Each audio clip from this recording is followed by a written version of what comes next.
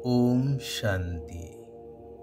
सुखदाता परमात्मा पिता भगवान शिवंकर सच्चा सच्चा सुखदेव संतान मानंकु शुभ सकाळर शुभ अभिनंदन, सुप्रभात, सुस्वागतम। एई पुरुणा पतित दुनिया रे वर्तमान प्रत्येक मुहूर्तरे परस्पर को दुख दे चलिछंती। कारण पांच विकार रूपक माया रावणर सारा विश्व रे काया विस्तार ही जाइछे। एहा जंगल सदृश अटे। विकार रूपक कंटा समस्तंकु दुख दे चलिछि। आत्म विस्मृत होई देह अभिमान कारणरू एई विकार गुड़िक सहजरे समस्तंकु कबलित करि नेछि। तेणु आजिर एई वस्तुवादी दुनिया रे टिकिए सुख शांति पाइबा पाई मनुष्य कौन कौन सबु उपाय अवलंबन करुछि।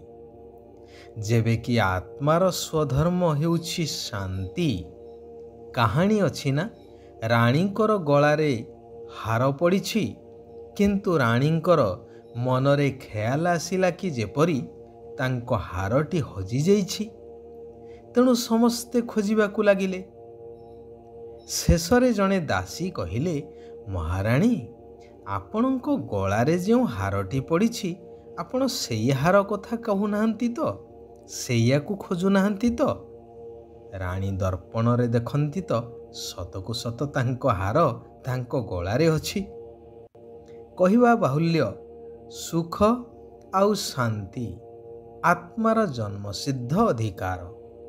आत्मार स्वधर्म हेउछि शांति, परंतु आत्मार परिचय को समस्ते भूली जाई देह सर्वस्व हेइ जिबा कारणरू मनुष्य आजी नानादि पूजा पाठ, तीर्थ व्रत, यज्ञ तप, दान धर्म आदि करि चलिछि सुख शांति पाइबा पाई। लोक कथा अछि ना, पोखरी रे हजी नई रे खोजिले केउठी मिलिबो।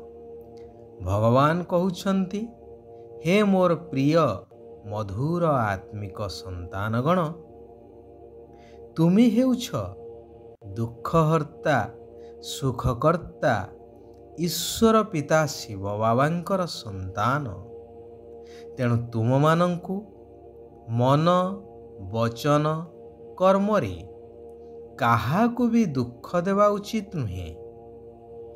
मु जेपरी समस्तंकु सुख देई चलिछि, माया रावणर दुखरु मुक्त करुछि, मोर संतान हिसाब रे तुमे मध्य समस्तंकु सुख देई चाल। विज्ञान प्रमाणित करिछि कि प्रत्येक क्रियार समान एवं विपरीत प्रतिक्रिया अछि। यह मध्य प्रत्येक क्षेत्र रे प्रयोज्य। शास्त्र रे मध्य कहा जाइछि कि काहारी को दुख दियो नाही, कारण दुख देले दुखी हेई मरिबो। अर्थात जिए जेपरी कार्य करू, चिंतन करू बा बाणी प्रयोग करू, ठीक तार प्रतिफल मध्य ताकू भोग करने को ही पड़िबो। भल हेले सुख आउ खराप हेले दुख प्राप्त सुनिश्चित। सेथिपाई एबे तुमे संतान माने सुखदातांकर संतान सच्चा सच्चा सुखदेव होई समस्तंकु दुखरु मुक्त करी सुखर रास्ता बतेई चाल। कारण मु तुम मानंकु मनुष्यरु देवता करउछि भविष्य सत्ययुगी दैवी दुनिया पाई। जेहेतु देवी देवता माने मध्य सुख आउ शांति स्वरूप, तेणु तुम मानंकु सेही गुण को ସେହି ସଂସ୍କାରକୁ ଧାରଣ କରିବାକୁ ପଡ଼ିବ। ତୁମମାନଙ୍କ ମୁଖରୁ ଯାହା ବି ବାଣୀ ବାହାରୁ, ଗୋଟିଏ ଗୋଟିଏ ବାଣୀ ମନୁଷ୍ୟମାନଙ୍କୁ ହୀରାତୁଲ୍ୟ କରିଦେଉ। ତୁମକୁ ବହୁତ ବହୁତ ମିଠା ହେବାକୁ ପଡ଼ିବ। ସମସ୍ତଙ୍କୁ ଆତ୍ମିକ ସୁଖ ଦେବାକୁ ହେବ। କାହାକୁ ବି ଦୁଃଖ ଦେବାର ବିଚାର ମନରେ ମଧ୍ୟ ନ ଆସୁ। କାରଣ ତୁମେ ବର୍ତ୍ତମାନ ଏଭଳି ସତ୍ୟଯୁଗୀ ସ୍ୱର୍ଗ ଦୁନିଆକୁ ଯାଉଛ, ଯେଉଁଠି ସର୍ବଦା ସୁଖ ହିଁ ସୁଖ, ଦୁଃଖର ଚିହ୍ନ ବର୍ଣ୍ଣ ମଧ୍ୟ ନାହିଁ। ତୁମମାନଙ୍କୁ ଶ୍ରୀମତ ମିଳୁଛି କି ସନ୍ତାନମାନେ ବାବାଙ୍କ ସମାନ ଦୁଃଖହର୍ତ୍ତା ସୁଖକର୍ତ୍ତା ହୁଅ। ତୁମମାନଙ୍କର ଧନ୍ଦା ହିଁ ହେଉଛି ସମସ୍ତଙ୍କର ଦୁଃଖ ହରଣ କରି ସୁଖ ଦେବା। ଗୀତରେ ମଧ୍ୟ ଗାଇ ଗାଇ ଆସିଲ ନା, इस पाप की दुनिया से ले चलो और कहीं जहाँ सुख और चैन हो। ମୁଁ ମଧ୍ୟ ଆସିଛି ତୁମକୁ ସେହିଭଳି ଦୁନିଆକୁ ନେଇଯିବା ପାଇଁ, ଯାହାକୁ ସ୍ୱର୍ଗ ବା ବୈକୁଣ୍ଠ ବୋଲି କୁହାଯାଉଛି, ଯେଉଁଠି ସାମାନ୍ୟତମ ଦୁଃଖ ଅଶାନ୍ତି ନାହିଁ, ସୁଖ ହିଁ ସୁଖ, ଶାନ୍ତି ହିଁ ଶାନ୍ତି। ସେଠିକାର ମାଲିକ ହେବେ ଲକ୍ଷ୍ମୀ ଆଉ ନାରାୟଣ। ତାହା ଏଇ ଭାରତ ଭୂମିରେ ହିଁ ହେବ। ଏହି ସତ୍ୟ ଜ୍ଞାନ ଏବଂ ସହଜ ରାଜଯୋଗ ବର୍ତ୍ତମାନ ମୁଁ ତୁମମାନଙ୍କୁ ଶିକ୍ଷା ଦେଉଛି ଏହିଭଳି ରାଜ୍ୟକୁ ଯିବାର ଯୋଗ୍ୟ କରାଇବା ପାଇଁ। ସୃଷ୍ଟିର ଆଦି ମଧ୍ୟ ଅନ୍ତର ଜ୍ଞାନ ଅନ୍ୟ କୌଣସି ଶାସ୍ତ୍ର ପୁରାଣରେ ନାହିଁ। ସେଇଥିପାଇଁ ତ କଳ୍ପ କଳ୍ପ କଳ୍ପର ଅନ୍ତିମ ସମୟ ଏହି କଲ୍ୟାଣକାରୀ ପୁରୁଷୋତ୍ତମ ସଙ୍ଗମ ଯୁଗରେ ମୋତେ ଆସିବାକୁ ହିଁ ପଡ଼ିଥାଏ, ସମସ୍ତଙ୍କୁ ସାଥିରେ ନେଇଯିବା ପାଇଁ। ମୋର ପ୍ରଥମ ଶ୍ରୀମତ ହେଉଛି ନିଜକୁ ଏହି ଶରୀର ଠାରୁ ଅଲଗା ଜ୍ୟୋତିର୍ବିନ୍ଦୁ ଆତ୍ମା ଭାବ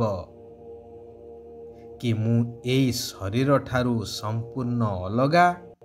ଏହାଦ୍ୱାରା କେବଳ ମୁଁ କର୍ମ କରୁଛି।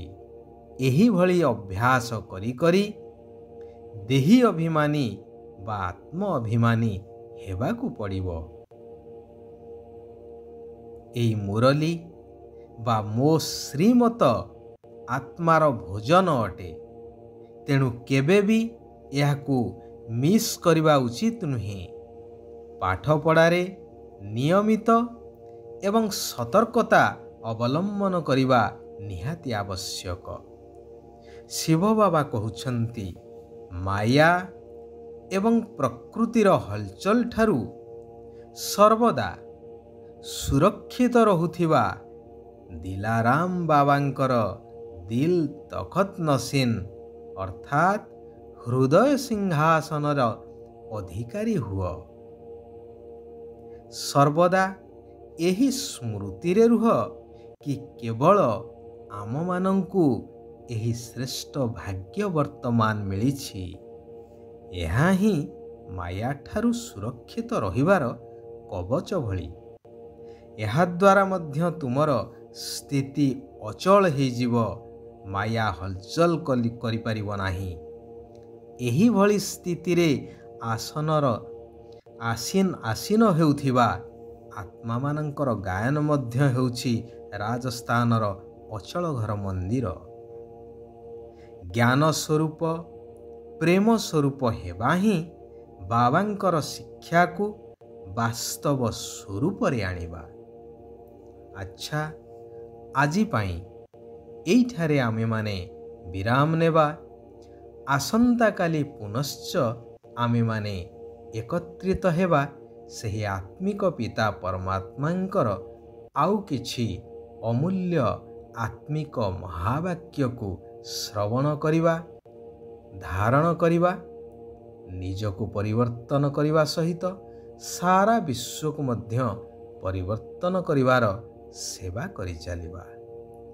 ସାରା ବିଶ୍ୱର ଆତ୍ମାମାନଙ୍କର କଲ୍ୟାଣ ହେଉ, ସମସ୍ତେ ସୁଖ ଆଉ ଶାନ୍ତିର ଅନୁଭବ କରନ୍ତୁ। ଓମ୍ ଶାନ୍ତି। ଓମ୍ ଶାନ୍ତି। ଓମ୍ ଶାନ୍ତି।